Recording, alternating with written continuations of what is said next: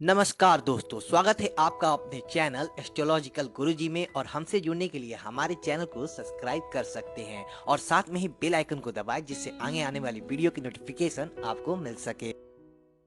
दोस्तों, आज हम आपको बताने वाले हैं कि इस बार की दुर्गा पूजा और नवरात्रि की शुरुआत 17 अक्टूबर से हो रहा है। ऐसे में इस बार मां नवरात्रि पर घोड़े पर सवार आकर घोड़े पर अपना वाहन बनाकर धरती पर आएंगी। दोस्तों, इसके अच्छे संकेत नहीं माने जाते हैं। माना जाता है कि घोड़े पर आने से पड़ोसी देशों से युद्ध, सत्ता में उथल पुथल के साथ ही रोग और शोक फैलता है। बता दें कि इस बार माता भैंस पर विदा हो रही है, इसे भी शुभ नहीं माना जाता।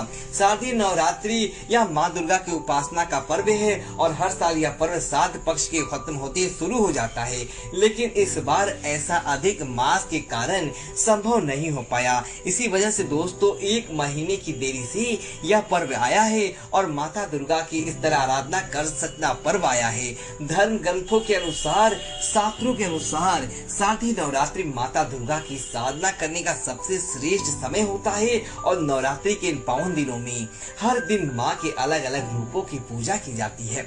जो व्यक्ति अपने घर के अंदर सुख समृद्धि चाहता है, जो वक्त चाहता है, एक खुशी, समृद्धि, शक्ति, ज्ञान प्रदान करता है, नवरात्रि पर आप घर के अंदर इन चीजों को लेकर आइए और फिर देखिए कि आपके जीवन के अंदर कैसे अपने आप कृपा बनने लगती है और माता दुर्गा का सच्चा आशीर्वाद आपको प्राप्त होगा। और यह चीजें जिनके घर के अंदर होती है, वहाँ दोस्तों कभी भी किसी प्रकार का कोई दुख नहीं आता है। दोस्तों, बात करते हैं क्योंकि दोस्तों 17 अक्टूबर को माँ शैलपुत्री की स्थापना होगी, उनकी पूजा अर्चना होगी, घट स्थापना होगी और साथ ही 25 अक्टूबर का लास्ट दिन माँ सिद्धिदात्री पूजा के साथ ही संपन्न होगा। और साथ ही साथ दोस्तों, इसके साथ दशहरा मनाया जाएगा। दोस्तों, आपको इन दिनों, इन 9 दिनों की पूजा के दौरान कुछ चीजों की आवश्यकता पड़ती है, जो आपके घर के अंदर लेकर माता दुर्गा की सच्चा आशीर्वाद लेना चाहिए, ताकि आपको घर परिवार के अंदर कभी भी कोई दुख ना आए। दोस्तों, नवरात्रि के दौरान आपको इन चीजों को जरूर खरीदना चाहिए और बहुत शुभ, बहुत फलदायी माना गया है। बात करते हैं सबसे पहली चीज की। दोस्तों, नवरात्रि के दौरान आप चाहे छोटा कर दे या बड़ा खरीदे या कुछ भी खरीदे, लेकिन आपको आपके उस आभूषण जरूर खरीदना चाहिए। वो चाहे सोने का हो या चांदी का, आप एक छोटा सा सिक्का भी खरीद सकते हैं। क्योंकि दोस्तों, नवरात्रि के दौरान जो व्यक्ति आभूषण खरीदता है या स्वर्ण या चांदी की कोई चीज खरीदता है, तो कहा जाता है कि उसका लाख गुना फल उस व्यक्ति को वापस प्राप्त हो जाता है, अर्थात उसे कई गुनी चीजें उसके घर के अंदर हो जाती है। इसी वजह से नवरात्रि के दौरान आभूषण, सरल चीजें खरीदना बहुत अच्छी माने जाता है। दोस्तों, इसी तरह अगर आप लंबे समय से कोई घर के अंदर कोई चीज लाने का सोच रहे थे, चाहे वो इलेक्ट्रॉनिक की चीज हो या आपके घर के काम की चीज हो, या दोस्तों कुछ भी ऐसी चीज हो जिसको आप लाने का मन बना रहे हैं, आप वाहन भी लेकर आ रहे हैं, तो आपके लिए बहुत ही अच्छा समय होता है। नवरात्रि के 9 दिन सवाद्य सिद्धि योग होते हैं और साथ ही साथ आप इन दौरान कोई भी चीजें अपने घर के अंदर लेकर आती हैं, तो आपको इस चीज के अंदर कोई ज्यादा फायदा मिला है और यह चीज आपके नुकसानदायक नहीं होती और बहुत ही अच्छा शुभ समय हो जाता है। दोस्तों, इसी तरह नवरात्रि के दौरान आप क्या करें, अगर आपके घर के अंदर कोई पुरानी मूर्तियां खंडित हो चुकी है, तब आप क्या करें, उन खंडित मूर्तियों को तुरंत प्रभाव से हटा दें और माता जी के लिए आप नई चीजें लेकर आएं। माता जी की नई चीजें, नई मूर्ति आप अपने घर के अंदर लेकर आ सकते हैं और स्थापित कीजिए। फिर देखिए आपको कितना ज्यादा फायदा प्राप्त होता है। माता दुर्गा की कृपा आपके जीवन के अंदर देखने को मिलेगा। दोस्तों, इसी तरह नवरात्रि के दौरान आप अगर माता दुर्गा के घर की स्थापना करते हैं, तब आप माटी का, कुल्हड़ का जो बना आता है वह पात्र आपको अपने घर के अंदर जरूर उगाने के लिए सुंदर मिट्टी और वह पात्र जरूर लेकर आना चाहिए। इसके अंदर आपको जवारे उगाने चाहिए। कहा जाता है, ऐसी मान्यता है कि 9 दिनों के दौरान जवारे जितनी ज्यादा हरे भरे और लंबी होती हैं, वो आपके आने वाले अगले साल का पूरा आइडिया आपको दे देते हैं। ये आपका आने वाला साल कैसा रहने वाला जाता है और जितने ज्यादा हरे भरे और लंबे जवारे होते हैं, समझ लीजिए कि सुख समृद्धि भी आपके घर के अंदर ऐसे ही बनने वाली है। तो इस सेहतमंद आपको अपने घर के अंदर जरूर कर लेना चाहिए। दोस्तों इसी तरह माता दुर्गा जो कि हर रूपों के अंदर बहुत सुहागिन है और वह सुहागिनों पर मेहरबानी करती है, सुहागिनों को सच्चा आशीर्वाद देती है। तब आपको नवरात्रि के दौरान या नवरात्रों से पहले ही सुहाग से जुड़ी चीजें आप अपने घर के अंदर जरूर लेकर आ जाएं। और सुहाग से जुड़ा आप अपने बेड जैसे कहा जाता है सूद आप ला सकते हैं। आप वहाँ सुहागिन महिलाओं के लिए चूड़िया कंगन ला सकते हैं, उनकी सुहाग की चीजें ला सकते हैं, कुमकुम सिंदूर सुंदरी भी आप लेकर आ सकते हैं। और इन्हें लेकर आपको नवरात्रि के दौरान माता जी की पूजा के सामने इन्हें रखना चाहिए। और जब नवरात्रि समाप्त हो जाए तो सुहागिन महिलाओं को ये चीजें आपको दान कर देनी चाहिए, ताकि माता दुर्गा का आपको फायदा प्राप्त हो। इससे आपकी वैवाहिक जीवन को उम्र बढ़ती है, वैवाहिक जीवन के अंदर आपको मधुरता देखने को मिलती है। दोस्तों इसी तरह नवरात्रि के दौरान आपको कामाख्या सिंदूर जरूर लेकर आना चाहिए। दोस्तों वह बहुत प्रभावशाली कामाख्या सिंदूर माना जाता है। जिसके घर के अंदर कामाख्या सिंदूर का होता है, समझ लीजिए कि उस घर की किस्मत बदल जाती है। नवरात्रि के दौरान माता जी की सिंदूर के साथ पूजा करना, सुहागिन महिलाओं का कामाख्या सिंदूर लगाना और साथ ही साथ घर के प्रत्येक सदस्यों का कामाख्या सिंदूर के साथ तिलक करना, समझ लीजिए कि नवरात्रि के दौरान आपके घर के अंदर सकारात्मकता आ जाती है कि पूरे आने वाले समय के अंदर आपको किसी प्रकार की कोई समस्या नहीं होती है।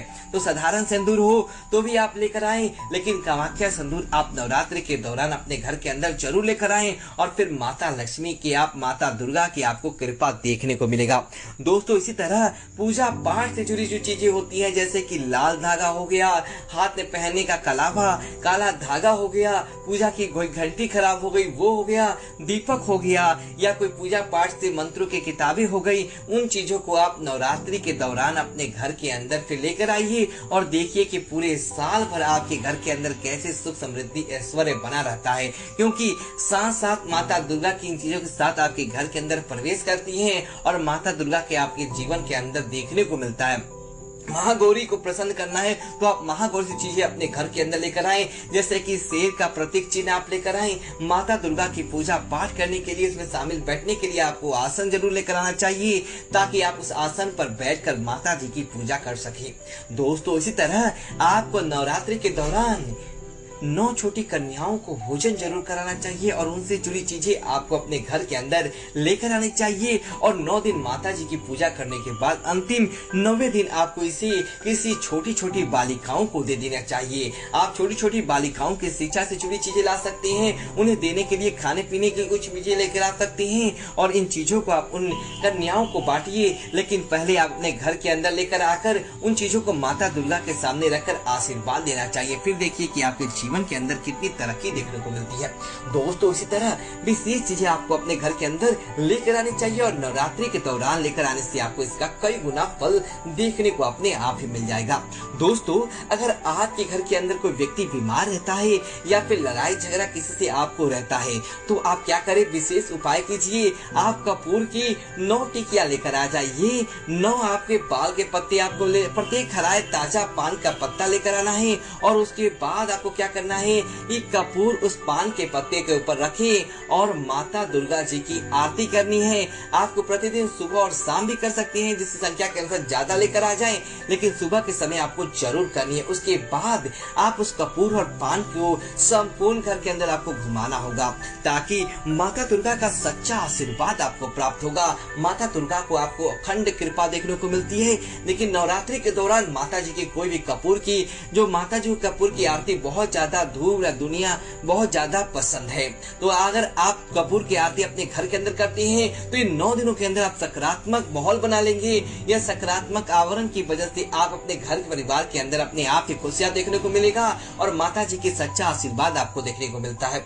दोस्तों इसी तरह नवरात्रि के दौरान आप क्या करें कि 7 प्रकार के अनाज लेकर आ जाए, जो 7 अलग अलग धान हो, पाव किलो भी ला सकते हैं, 1 किलो भी ला सकते हैं, 10 किलो भी ला सकते हैं। आप अपने सामर्थ्य के अनुसार 7 धान लेके आए और इस 7 धानों से माता दुर्गा के अपने विशेष करें, उनकी पूजा करें और पूजा के समय वह 7 धान आपको माता जी को चढ़ाना चाहिए। और अंतिम दिन आप क्या करें, इस किसी गरीब व्यक्ति को जिसे वास्तव में अनाज की जरूरत हो, चाहे वह ब्राह्मण हो या कोई अन्य जाति का, इससे किसी प्रकार का कोई फर्क नहीं पड़ता हो, माता जी की कोई सभी लिए एक भक्त है। जब आप क्या करें, उस धान को अपने खुद के घर के अंदर नहीं रखना है, इसी गरीब व्यक्ति को दान कर दें। फिर देखिए कि वह 7 धान आपके जीवन के अंदर कैसे आपके भी 7 ग्रहों को आप मजबूत कर देंगे और आपकी राहु केतु की दशा को भी 7 धान घुटा देती है, जिसे जो काला अनाज इसके अंदर जरूर शामिल करें। फिर देखिए कि माता दुर्गा जी की आपके जीवन के अंदर अपने कैसे कृपा प्रदान होती है और आपके जीवन के अंदर किसी प्रकार का कष्ट नहीं रहता है। दोस्तों, उम्मीद है कि यह वीडियो आपको अच्छी लगी हो, तो वीडियो को लाइक करें और कमेंट बॉक्स में जय माता दी लिखिए और हमारे चैनल को सब्सक्राइब करें। धन्यवाद दोस्तों। आज